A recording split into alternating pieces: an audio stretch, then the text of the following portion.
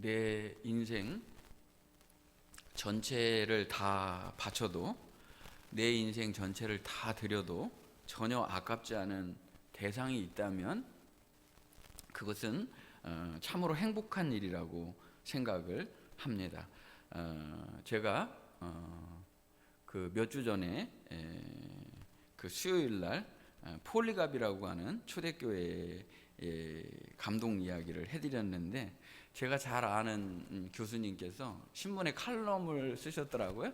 근데 그 글 내용을 보니까 제가 얘기한 거하고 똑같이 그렇게 동의하는 내용의 글을 쓰셨습니다. 얼마나 반가운지 그 글을 읽는데, 초대교회 그 폴리갑이라고 하는 사람은 사도 요한의 제자입니다. 그러니까 서문화 감독으로 교회를 책임지고 어느덧 나이는 이제 86세의 고령에 이르시게 되죠.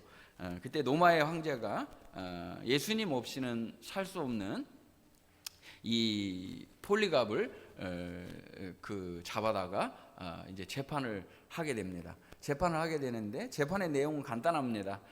이 세상에 주는 로마의 황제가 우리의 진정한 왕이고 주인이다. 그 고백만 하라는 거예요. 다른 거는 다 필요 없고, 내가 거짓이라도 마음에 없다 할지라도 한 번만이라도 좋으니까 로마의 황제가 나의 주다, 이 말 한마디만 하면 너의 인생이 편안하게 살 수 있도록, 조용하게 살 수 있도록 모든 것들을 다 그렇게 해주겠다라고 하는 말입니다. 거짓말이라도 좋으니까, 마음에 없어도 좋으니까 한 번이라도 나에게 주는 로마의 황제다, 그 얘기만 하라는 거예요. 그런데 폴리갑은 이렇게 말합니다. 내 인생 86년 동안 예수님은 나를 한 번도 서운하게 생각하시거나 나를 부인한 적이 없으십니다.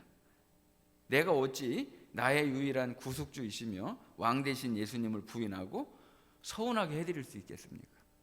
그렇게 얘기를 하니까 결국은 제가 일화를 보니까 그런 내용이 있더라고요. 그 전날 이제 재판받기 전에 자기가 꿈을 꿨는데 자기가 베고자 하는 베개 있지 않습니까? 베개가 불에 타는 것을 이제 봤다고 그래요, 꿈속에서. 그러니까 이 로마의 황제 재판관이 그 말뚝에다가 폴리갑을 묶고 산채로 화형을 하게 됩니다. 그런데도 전혀 요동하지 않고 나에게 주는 한 분, 예수 그리스도 한 분밖에 없다라고 고백하고, 그야말로 순교의 삶으로 자신의 삶을 다 드린 것을 볼 수가 있습니다. 저는 이렇게 내 인생 전부를, 내 인생 전체를 드릴 만한 대상이 있다면 그 사람은 참으로 가치 있는 사람이고, 그리고 참으로 행복한 사람이다라고 그렇게 믿습니다. 고린도전서 1장 18절에 있는 말씀을 보면, 고린도전서 1장 18절에 있는 말씀을 보면, 십자가의 도가 멸망하는 자들에게는 미련한 것이요 구원을 받는 우리에게는 하나님의 능력이라. 지금 말씀 보시면 십자가의 도가 멸망하는 자들에게는 어떤 거예요?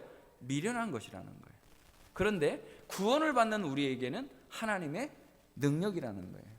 그 많은 사람들이 그렇게 말을 해요. 예수님이 뭐길래 그렇게 산채로 화형을 당하면서도 찬송하면서 그 주님을 높이면서 갈 수 있느냐라고 그렇게 말하는 거죠.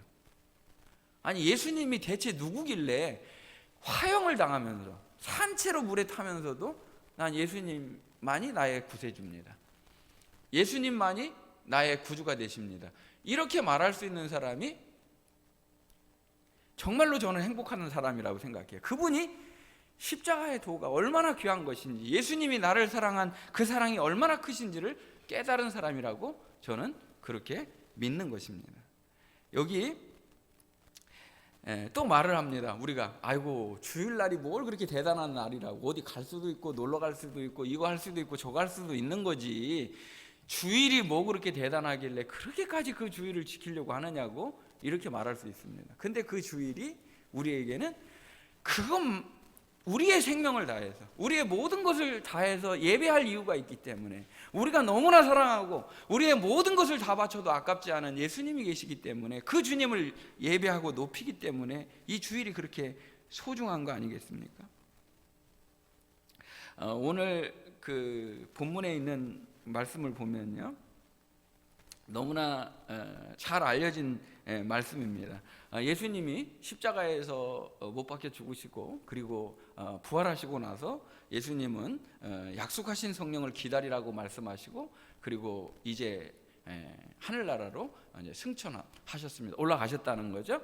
그리고 약속하신 성령은 예수님이 말씀하신 대로 임하였습니다. 그래서 초대교회는 이전에 실패와 좌절 그리고 낙심의 공동체가 아니라 성령 공동체가 되었고 예수님의 이름을 증언하는 그야말로 순교신앙으로 무장된 새로운 영적인 공동체가 되었습니다. 그렇게 초대교회가 성장하는 모습 속에서 아주 놀라운 일화 하나를 설명하고 있는데 그것이 바로 사도행전 3장에 나와 있는 나면서 못 걷게 된 이가 40년 만에 이 고침을 받게 되고 그가 하나님을 찬송하는 자리에서 하나님을 높이는 그런 기적 같은 기적이죠. 기적을 증거하는 내용이 되겠습니다. 여기 이 사람은 앞에 뒤에 있는 내용들을 쭉 나가서 보게 되면요 40년 동안 일어나지 못했다. 뭐 참고로 제가 말씀드리는 거는 옛날 성경에는 안진뱅이라고 앉아서 일어나질 못하니까 안진뱅이라는, 요즘에는 안진뱅이라는가 뭐 소경이라든가 절뚝발이라든지 이런 말을 쓰지 않습니다. 그래서 만약에 제가 실수로라도 안진뱅이라고 한다 할지라도 여러분 전혀 그런 의도로 말하지 않는다는 것을 아시고 말씀을 들으시면 좋겠습니다. 여기 이 나면서 못 걷게 된 사람이 40년 동안 이제 일어나 보지를 못했기 때문에 어떻게 보면 이 마음속에서 내가 일어난다라고 하는 것을 생각하는 것 자체가 불가능했다고 생각합니다. 저는 가장 큰 장애가 내가 할 수 없다라고 생각하는 것이라고 생각합니다. 그러니까 내가 할 수 없다라는 그 마음 자체는 이미 모든 것을 다 잃은 거예요. 모든 것을 다 할 수 없다라고 생각을 한 겁니다. 나는 일어날 의지조차도 없고 일어날 생각조차도 하지 않는 거, 이게 절망이라는 거죠. 그래서 이 사람은 이미 40년 동안 굳어져 있고 모든 뼈가, 모든 생각이 그렇게 고정화가 돼 있는 사람입니다. 이 사람은 성전의 가장 아름다운 미문이라는 골든게이트의 문에 앉아서 스스로 올 수도 없기 때문에 없고 메어서 매일같이 40년을 날마다 그 성전 미문에 앉아 있었다는 거예요. 어떻게 보면 이 성전에 계시는 하나님의 영광을 우리가 누리고 살아야 되는데 성전 입구에서 찬송 소리를 바깥에서 듣고 그리고 하나님을 높이는 대상이 남이 하나님을 높이고 남이 하나님을 만난 거에 대해서 듣고 있는지도 이 시대가 모른다는 생각을 하게 됩니다. 내가 만난 예수님 그리고 내가 그 주님 없이는 살 수 없습니다라고 하는 그 고백을 가지고 살아가는 삶이 아니라 우리가 성전 입구에서 머무르는 이런 세상, 이런 신앙생활을 한다면 얼마나 아플까라는 생각을 하게 됩니다. 어찌 보면 이 40년 동안 한 번도 일어나 보지 못한 사람은 이미 현실에 안주하고 그리고 동전 떨어지는 소리, 동전에 그 돈통에 돈이 들어가는 그 소리만이 이 사람에게는 기쁨이고 위안이 되었는지 모릅니다. 성경은 분명하게 말하기를 이 사람이 오늘 또 누가 나를 도와줄까?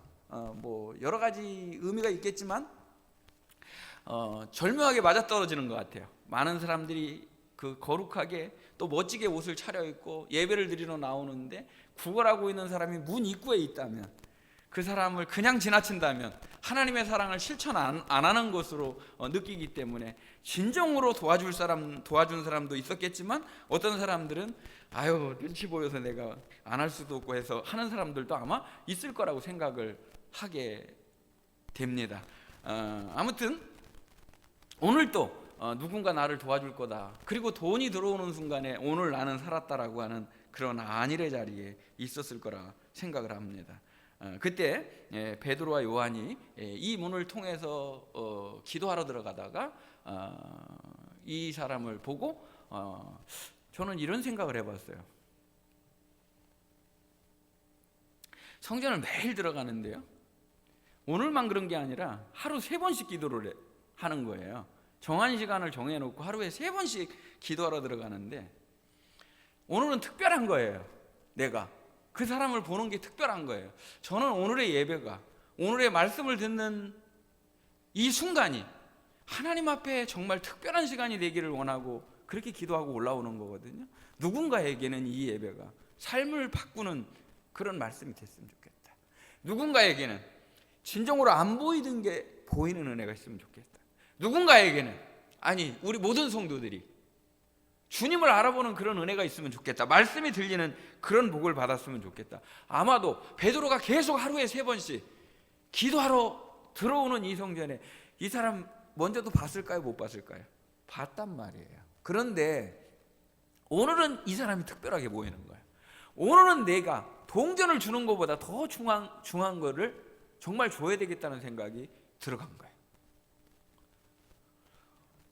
그냥 돈은 하루 먹고 사는 일이지만 예수님은 우리의 일생을 사망에서 생명의 자리로 옮겨주시는 분이에요. 전혀 다른 가치의 삶을 살게 해주시는 분이에요. 똑같이 그렇게 말합니다. 은과 금은 내게 없지만 내게 있는 것으로 내게 주겠다. 내게 있는 게 뭐예요? 내 안에 계신 예수 그리스도. 내 안에 계신 예수 그리스도를 내가 너에게 소개해주고 싶다. 내 안에 계신 예수님을 내가 진정으로 만났으면 좋겠다. 나의 전부이며 나의 모든 것 되시고 나의 생명을 다해도 아깝지 않은 그 예수님이 너에게도 주님이 됐으면 좋겠다라는 것이죠. 내게 있는 것이 예수님의 이름이라 라고 말합니다. 사랑하는 성도 여러분, 여러분 안에 들어있는 것, 여러분 안에 있는 가장 소중한 것이 무엇입니까? 내 안에 계신 예수님이야말로 그 어떤 것과도 비교할 수 없고 견줄 수도 없는 유일한 구세주, 유일한 참 생명의 길을 허락해 주신 사랑의 주님인 줄로 믿습니다. 한 번도 일어나 보지 못한 이 친구를 일으키는 것은 바로 생명의 능력 되시는 예수님의 이름이었습니다. 의사가 쓴 글이라 좀 달라요. 그래서 7절에 있는 말씀을 보면 오른손을 잡아 일으키니 이렇게 표현하고 있어요. 오른손을 잡아 일으키니 발과 발목이 곧 힘을 얻고 8절에 있는 말씀을 보면 뛰어서서 걸으며 성전 안으로 들어가서 하나님을 찬송했다. 어찌 보면 성전 안하고 성전 밖하고 거리 얼마 차이 나는 거예요? 한 걸음 차이거든요. 문 넘는 게 한 걸음 차이거든요. 저는 그런 생각을 하게 돼요. 우리가 살아가는 것은 삶과 죽음도 한 걸음 차이다. 그리고 찬송하는 인생과 구걸하는 인생의 차이도 한 걸음 차이다. 감사하는 인생과 원망하는 인생도 바로 한 걸음 차이다. 배 오른쪽과 배 왼쪽도 한 걸음 차이다. 성전 안과 성전 밖도 한 걸음 차이다. 하나님의 영광 안과 하나님의 영광 밖도 한 걸음 차이다. 근데 중요한 거는 이 한 걸음의 차이가 예수 그리스도가 내 안에 계신가 안 계신가의 차이가 천국과 지옥만큼 큰 차이라는 거예요. 여러분, 진정으로 내 안에 계신 예수님을 온전히 누리고 살아가는 복이 우리 성도들에게 있으시기를 주님의 이름으로 축복합니다.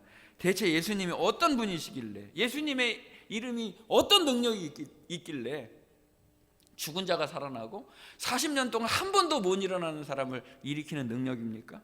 예수님의 이름이라는 것은 곧 예수님 자신을 가리키는 거예요. 그러니까 요한복음에 보면 놀라운 것이 있는데요. 내가 예수님이 말씀을 하십니다. 우리에게 유언을 남기시면서 내가 아버지의 이름을 나타냈다 그래요. 의미 있는 말씀 아닙니까? 내 삶이 아버지의 이름을 나타냈다는 거예요. 그럼 아버지의 이름을 나타냈다는 거하고 아버지를 나타냈다는 거 어느 게 쉽습니까? 아버지를 나타냈다는 게 쉽잖아요. 근데 예수님도 그렇게 표현을 하셔요. 내가 아버지의 이름을 나타냈습니다. 아버지를 드러내는 삶이에요. 예수님은. 우리의 삶은 예수님을 드러내는 삶이 돼야 돼요. 예수님의 이름을 자랑하고 예수님의 이름을 높이는 삶이 돼야 된다는 거죠. 그 예수님의 이름이 대체 뭐길래 그렇게 예수님의 이름 그러냐는 거죠.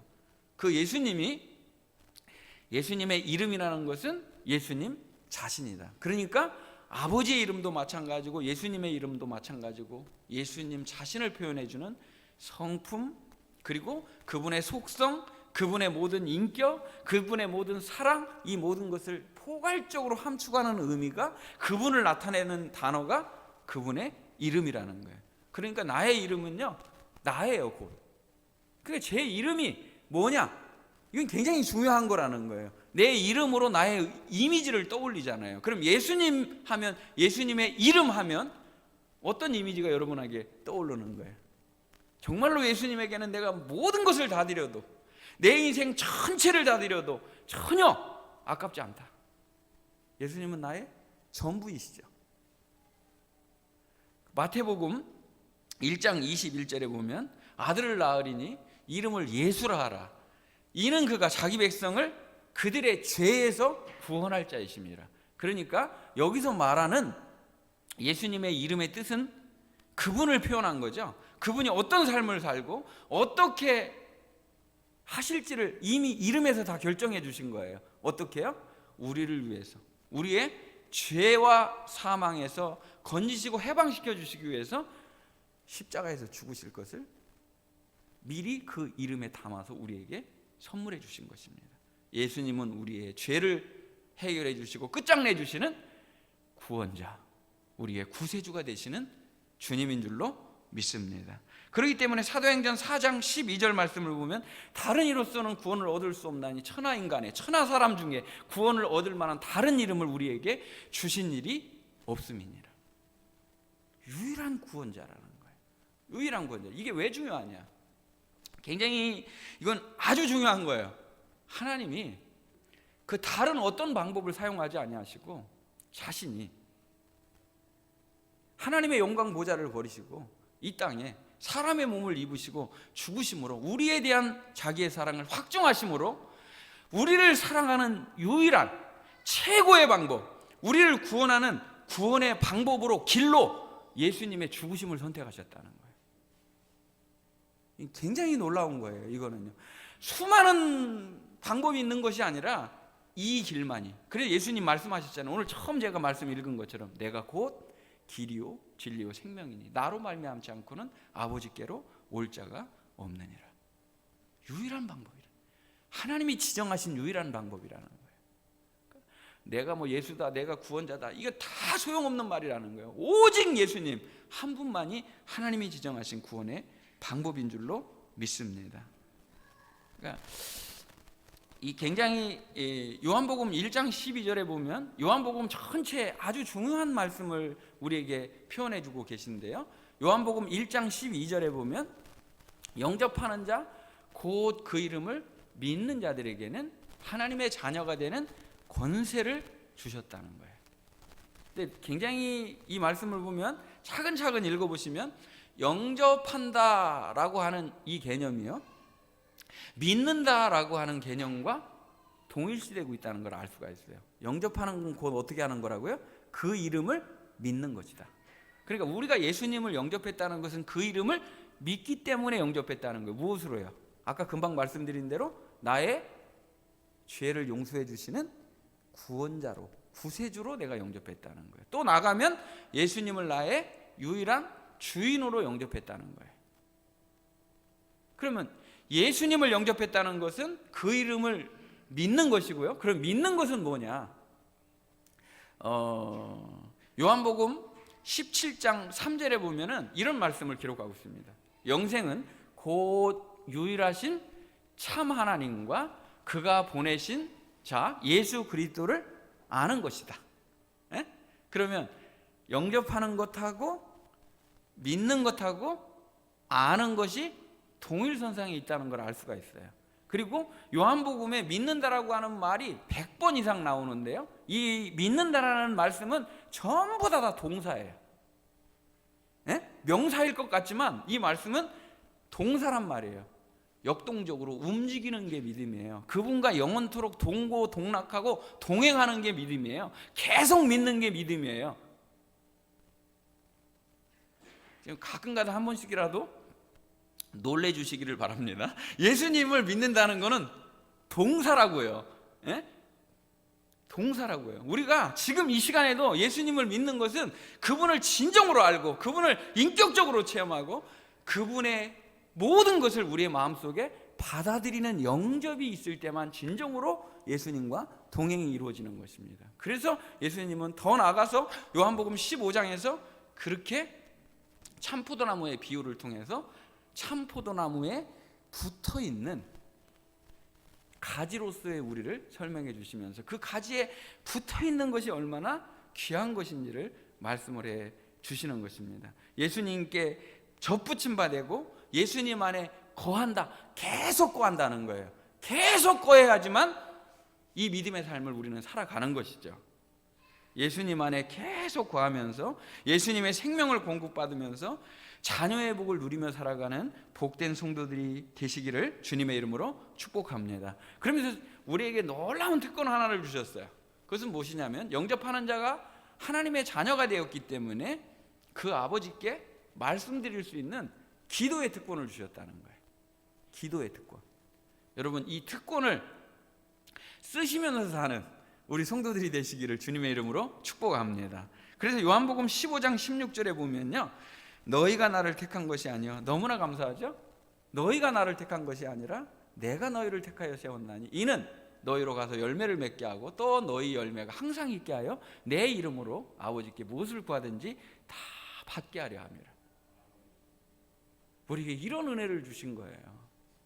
그리고 우리가 혼자가 아니에요. 내 안에 계신 예수님이 내 안에 계시죠? 그리고 아버지께 계속해서 기도할 수 있는 길을 열어주신 거예요. 근데 놀라운 거는요, 여러분 궁금하지 않으세요? 왜 예수님이 다르게 기도해도 되는데 내 이름으로 구하라고 그랬을까? 우리가 기도할 때 끝날 때마다 다 어떻게 기도해요? 내 이름으로 라는 말씀대로 예수님의 이름으로 기도합니다. 예수님의 이름으로 기도합니다 그러잖아요. 예수님의 이름으로 기도하잖아요. 왜 예수님의 이름으로 기도하라고 그러셨을까? 그런 생각 안 해보셨어요? 가끔가다 한 번씩 이런 생각도 해보시기를 바랍니다. 왜 예수님의 이름으로 기도했을까? 예수님의 이름으로 기도하라고 그랬을까? 예수님 이름으로 기도한다고 하는 거는요, 예수님을 통하지 않고서는 아버지께로 갈 수가 없어요. 예수님만이 유일한 아버지를 만나는 통로예요. 그분을 알 수 있는 유일한 길이에요. 또 하나는요, 우리가 동의하든지 동의하지 않든지 예수님의 이름으로 기도한다는 것은요, 예수님의 뜻과 마음을 다 담아서 저는 기도하고 있습니다라는 뜻이에요. 그러니까 기도가요, 내 맘대로 나 하고 싶은 대로 다 살고 내가 관철하고 싶은 나의 고집을 관철하는 시간이 아니라 예수님의 뜻을 마음으로 받아들이고 인정하는 시간이 기도예요. 예수님도 친히 나의 원대로 마옵시고 아버지의 원대로 되기를 원합니다. 이것이 기도란 말이에요. 그러니까 이 기도를 통해서 하나님을 만나고 하나님을 깊이 체험하고 그분의 뜻을 받아들이고 이 모든 기도가 나의 뜻에서 아버지의 뜻으로 옮겨가는 그 시간을 우리가 누리면서 자연스럽게 나는 부인이 되고 내 뜻은 죽고 예수님의 뜻이 우리에게서 세워지는 시간이 기도 시간이 돼야 된다는 거예요. 그래서 나의 기도는 주님의 삶이 내게 임하는 시간이고, 나의 기도는 주님의 원하심이 내 안에 들어오는 시간이고, 그것을 순종할 것을 다짐하는 시간이 기도가 돼야 된다는, 당신의 뜻을 내가 받아들입니다. 당신이 가셨던 그 길을 제가 가렵니다. 이게 기도가 돼야 된다. 하나님께 이렇게 예수님의 이름으로 기도하는 우리 성도들이 되시기를 주님의 이름으로 축복합니다. 지나가는 말씀이 아니라 아주 중요한 거 잠깐 짚고 넘어가도록 하겠습니다. 우리가 이단들이 그런 얘기를 해요. 삼위일체가 없는데 인간이 만들어낸 얘기가 아니냐, 그렇게 얘기를 해요. 뭐 보이는 것만 믿는 게 믿음입니까? 성경에 나와 있는 그 섭리라고 하는 단어가 없으면 하나님의 섭리가 이 세상에 존재하지 않는 겁니까? 하나님의 주권이라는 말이 없으면 하나님이 통치하시는 것이 없는 것입니까? 그분의 섭리와 그분의 주권은 오늘도 신실하신 하나님, 영원토록 변치 않으시는 하나님의 주권과 섭리는 오늘도 완벽하게 우리를 통치하고 섭리하고 계시는 것입니다. 우리가 숨 쉬는 그 순간도 하나님의 허락 없이는 숨 쉴 수 없는 거예요. 아무리 잘났다고, 아무리 대단하다고 할지라도 큰 소리 쳐도 하나님 숨 쉬게 하셔야 숨 쉰단 말이에요. 인정하시는 겁니까? 그 삼위일체 얘기하다 왜 그걸로 갔어? 삼위일체 하나님이 기도로 한번 예를 들어 볼게요. 기도를 누구한테 드리죠? 하나님께 드리죠. 누구 이름으로 드리죠? 예수님의 이름으로 기도드리죠. 누구 안에서 기도하죠? 성령 안에서 기도하죠.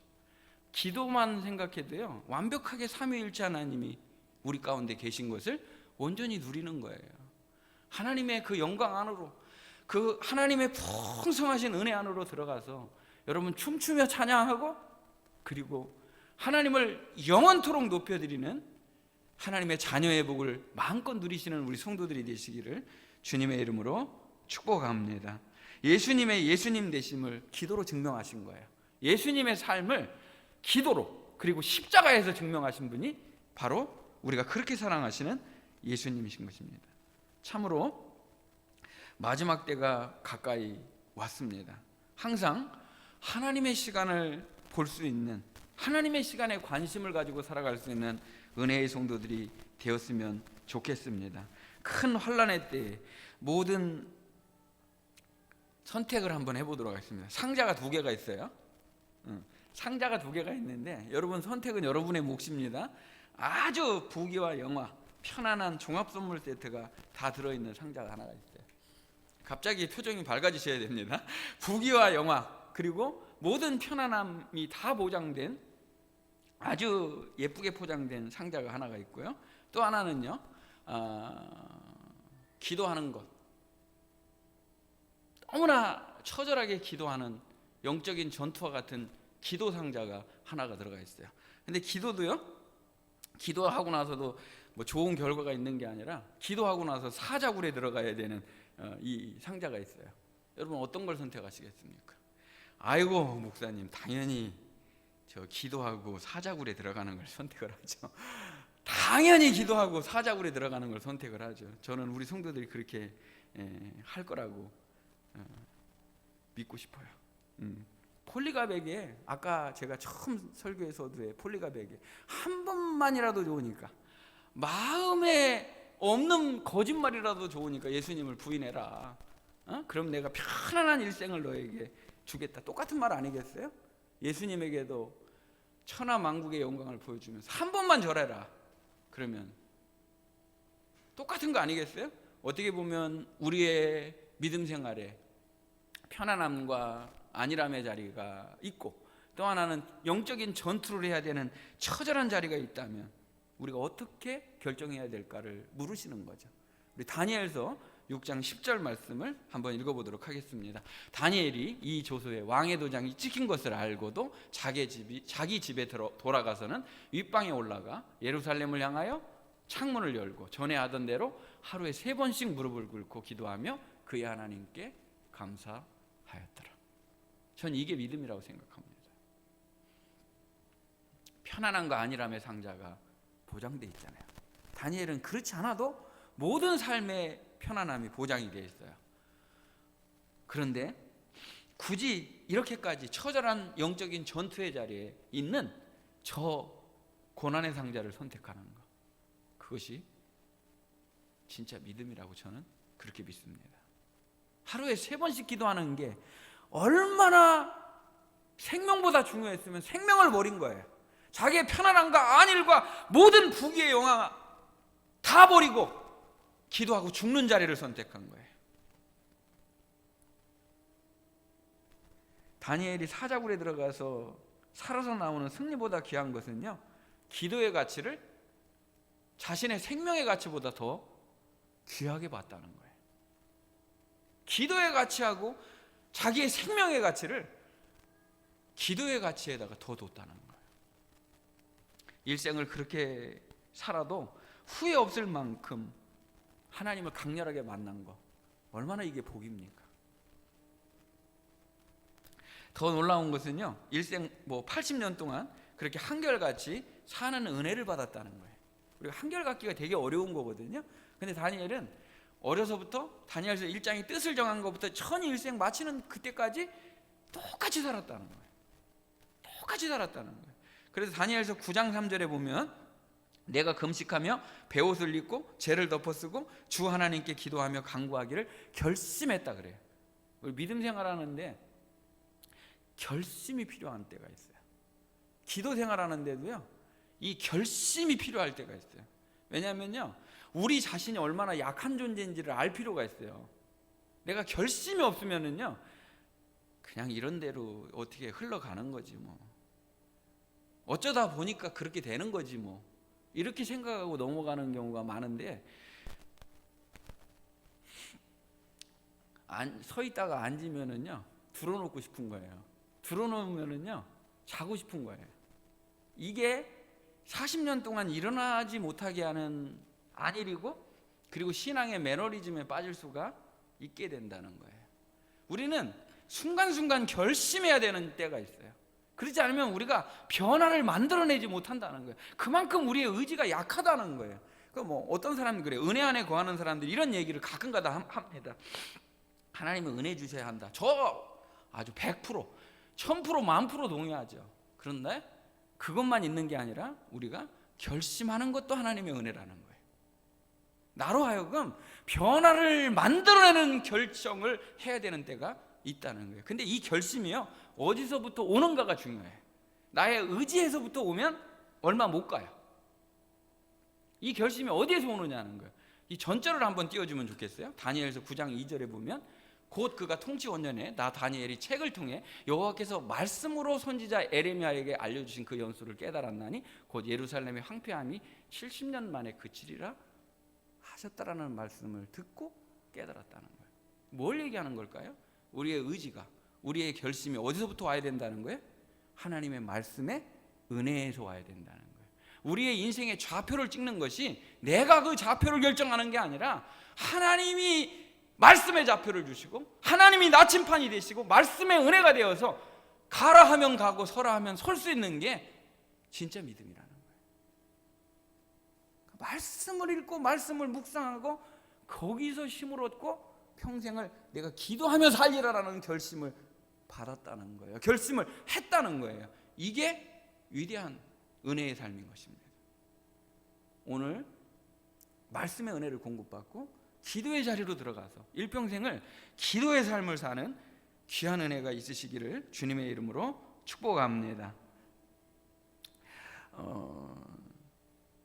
우리가 아주 중요한 내용인데 우리는 삶의 현장들을 굉장히 중요하게 여기잖아요. 삶의 현장 중에 저도 중요하게 여기는 사람이에요. 삶의 현장을 중요하게 여기는데요.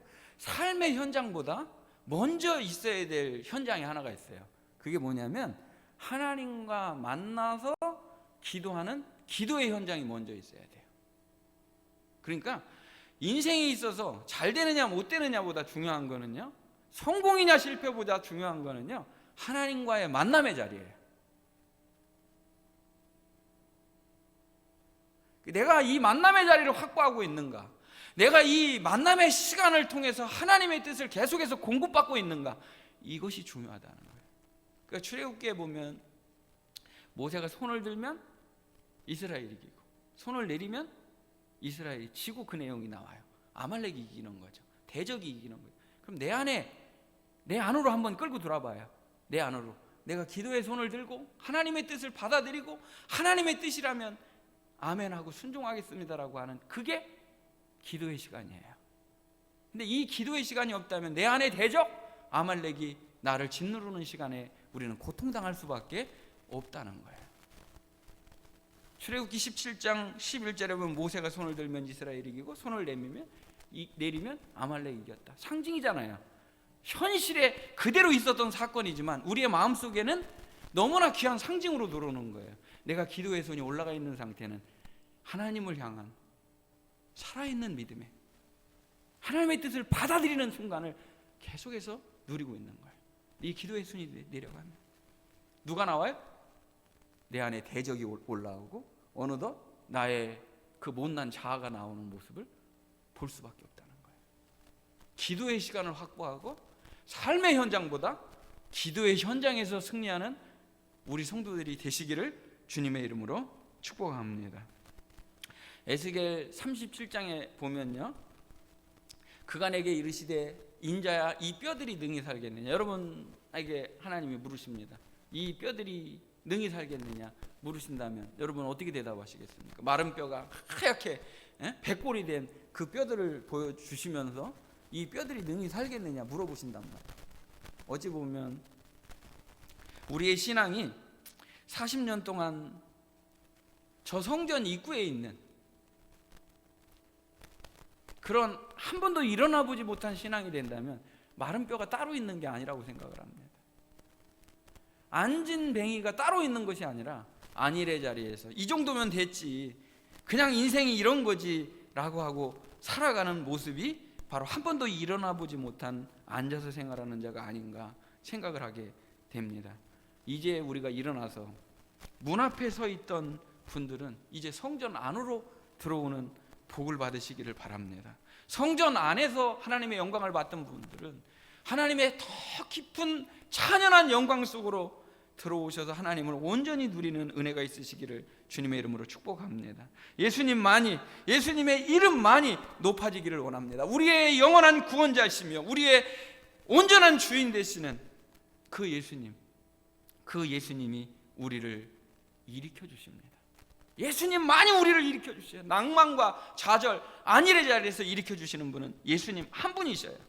그리고 그 예수님은 오늘 우리에게 명하십니다. 네가 그 오른손을 내밀라는 거예요. 내가 그 오른손을 내밀라는 거예요. 내가 너를 일으켜 줬으니 이제는 내가 누군가를 일으켜 줘야 되지 않느냐라고 말씀하고 계시는 것입니다. 우리가 그 사람을 일으켜 줄 때도 예수님의 이름으로만 일으켜 줄 수 있는 줄 믿습니다. 예수님의 이름이, 그 예수님이 우리를 일으켜 주시고 우리를 통해 또 다른 사람을 일으키는 그 복의 통로로 우리가 사용되는 은혜가 저와 우리 성도들 모두에게 있으시기를 주님의 이름으로 축복합니다. 하나님 감사합니다. 오늘 귀한 아침에 정말로 주저앉아 있어서 죄와 사망으로 전혀 소망이 없던 저희들을 찾아오셔서 주님이 손 내밀어 주시고 일으켜 주셔서 새 삶을 선물해 주시고 오직 예수로, 오직 예수님의 이름으로 살게 해주셔서 감사합니다. 혹여 우리가 성전문 입구에서 서성이고 있거나 우리가 이 영광스러운 자리에 왔으면서도 불구하고 하나님의 영광 안으로 들어가서 그분을 온전히 누리지 못하고 있다면 이제 우리가 일어나 그 영광 속으로 들어가는 복을 받는 모든 성도들이 되게 하여 주시옵소서. 그리고 나를 일으켜 주신 그 예수님의 그 능력으로 다른 사람을 일으켜 줄 수 있는 일에 쓰임 받을 수 있는 우리 모두가 되게 하여 주시옵소서.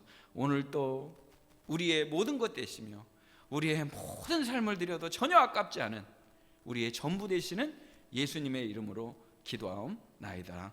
아멘.